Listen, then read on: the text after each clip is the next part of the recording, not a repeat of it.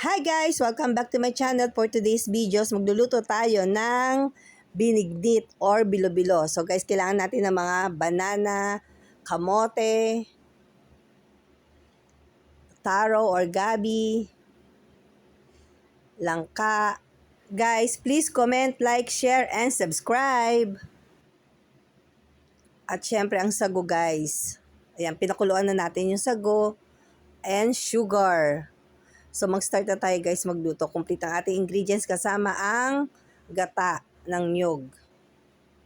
Ayan guys, napakuluan na natin ang ating sago. Nilagay na natin ang ating gata.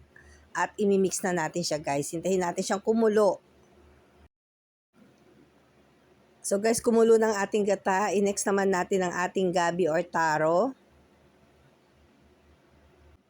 Guys, isunod naman natin ang ating kamote.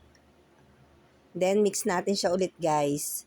Then, ilagay naman natin ang ating banana or saba. Then, mix it again. At pakuluin na natin siya guys na mabuti. Then, lagay na natin yung ating sugar na half kilo. And then, mix natin ulit guys. At hintayin natin siya na mas kumulo ng kumulo. And then, lagay natin ang ating galapong. And then, mix na natin guys. Hintayin natin siya kumulo ng kumulo for 30 minutes. Then, lagay na natin ang ating langka.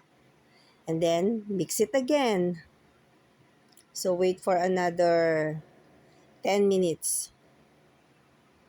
So, guys, luto ng ating merienda na bilo-bilo or binignit.